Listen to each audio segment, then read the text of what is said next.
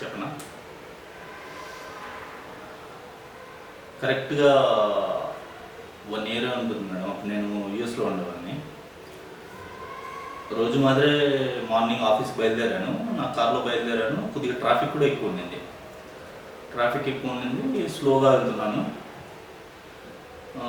Time around 9:15 అలా ఉంటుంది.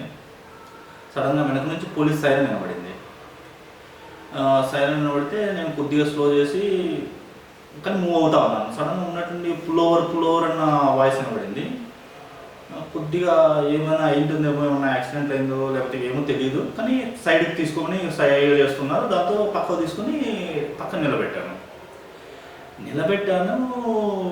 పక్కకు తిరిగి చూస్తే దెబ్బ పోలీసులు ఒక 4-5 దిగారు, గన్స్ పట్టుకొని వస్తున్నారు. అండ్ నాకు I just got feared and I put my hands like this and immediately వచ్చారు, డోర్ తీసేసి లాగేశారు. లాగి హ్యాండ్స్ వెనక్కి పెట్టేసి కింద పడగొట్టి నల్ల క్లాత్ మొహానికి వేసేసి ఇమ్మీడియట్గా వ్యాన్లో పడేశారు. అసలు ఏం జరుగుతుందో అర్థం కాలేదు. సడన్గా పాట్ అని వెనక కొట్టినట్టు అనిపించింది. అంతే స్పృహ పడిపోయిన తర్వాత మళ్ళీ ఏమైంది ఏం తెలియదు మేడం. సడన్గా మెలకు వచ్చింది. కళ్ళు తెరిచాను. చుట్టూ ఏ మేఘాన్ని కనబడ్డం లేదు. చిమ్మ చీకటి. అసలు ఎక్కడున్నాను ఏంటి ఏం అర్థం కాదు. భయం వేసింది. సరే లేద్దామని ట్రై చేస్తున్నాను. తల పగులుతుంది.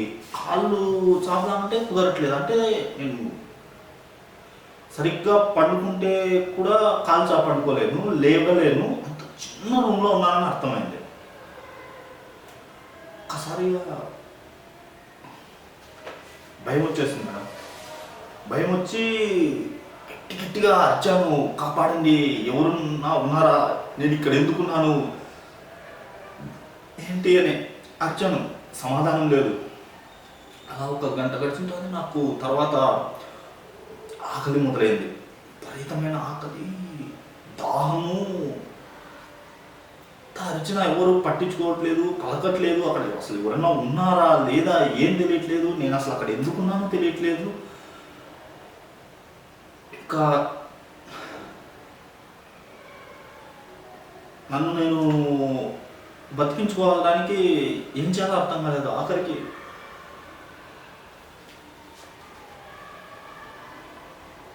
నా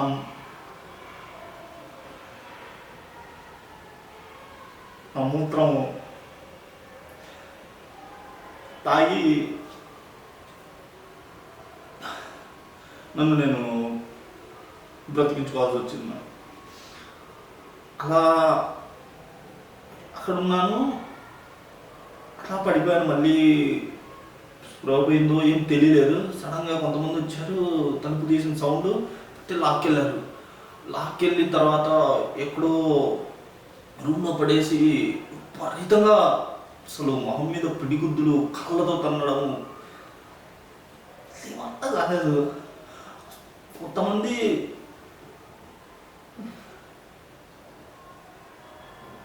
ఆ మొహం మీద మూత్రం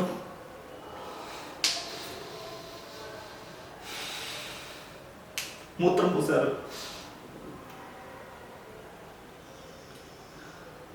తర్వాత సీలింగ్ చేతులు పైకి పెట్టి వేలాడదీసేవాళ్ళు.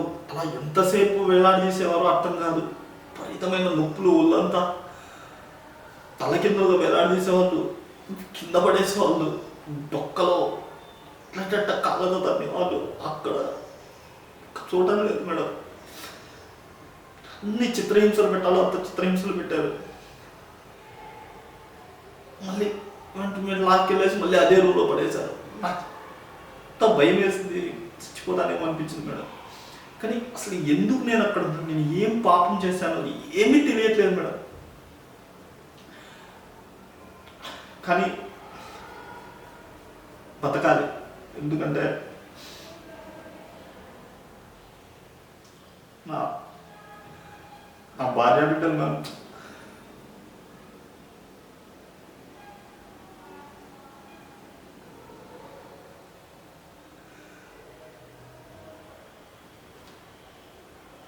నా భార్య సంవత్సరం ఉంటుంది మేడం. నా బిడ్డకి వాళ్ళని చూసుకోవాలి, వాళ్ళని కలవాలి అంటే నేను బ్రతకాలి.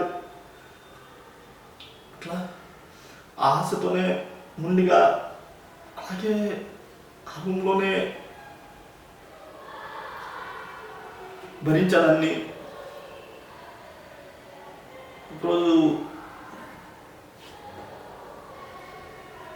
ఆఫీసర్స్ వచ్చారు, తీసుకెళ్ళి ఒక రూమ్లో కూర్చోబెట్టారు. తర్వాత కొద్దిసేపటికి జడ్జి వచ్చారు. జడ్జి వచ్చి ఒకటే క్వశ్చన్ మేడం, నువ్వు నీ నేరాన్ని అంగీకరిస్తున్నావా అని. నేను ఏం నేరం చేశానండి అది చెప్పండి అంటే ఎవరు చెప్పలేదు. ఇంత ఇమ్మీడియట్గా జడ్జి వెళ్ళిపోయారు. మళ్ళీ నన్ను వచ్చి ఒక నలుగురు వచ్చి మళ్ళీ కొట్టి ఆ రూమ్లో పడేశారు. అలా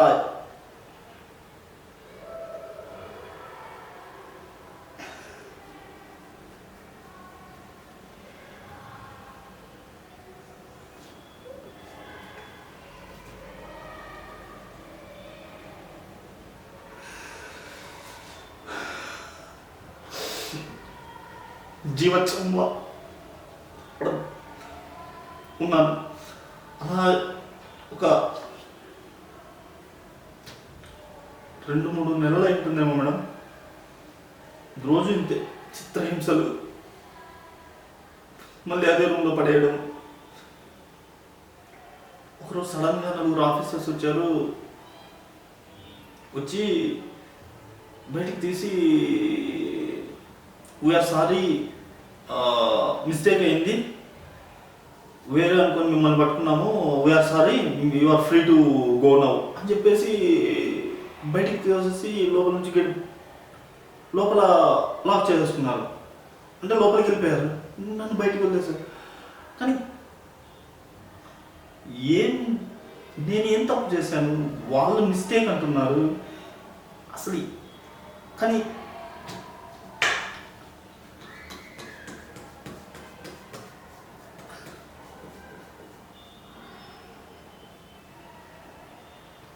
నా జీవితం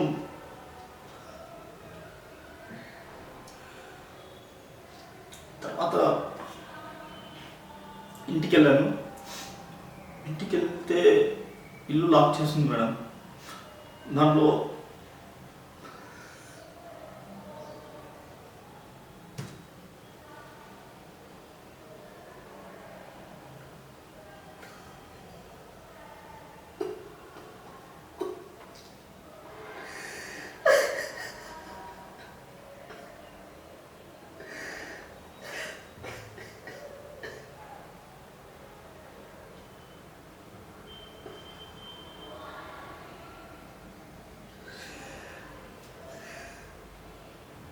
నా భార్య బిడ్డలు లేరు.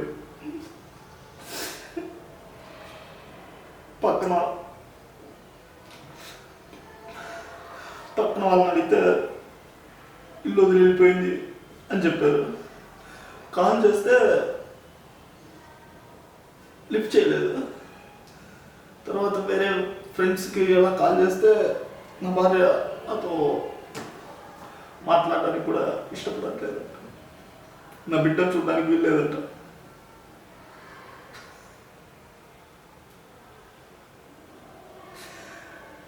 ఏమంటే నేను టెర్రరిస్ట్ అంట madam.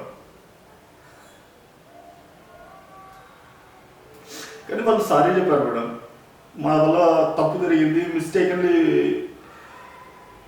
I bought you, we bought you అని చెప్పారు మేడం.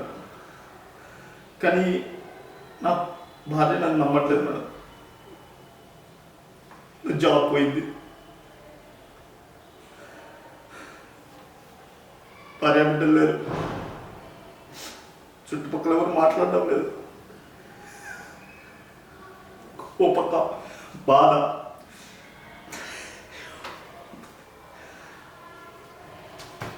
కోపం ఎవరి మీద చూపించాలో అర్థం కాదు. నాకే స్థితి కలిగించాలి.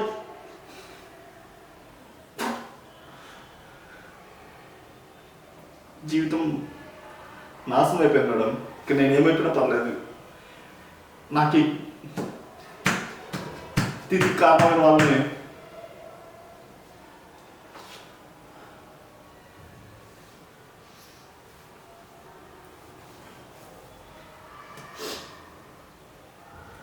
Not spare them. వదిలే ప్రసక్తి లేదు మేడం. మీరేమంటే నువ్వు ఉరిసి చేస్తారా? రెడీ. ఎవరు లేరు మేడం. ప్రాణంగా చూసుకున్నా. భార్య బిడ్డలే లేదు. బిడ్డని చూసుకోవడానికి కూడా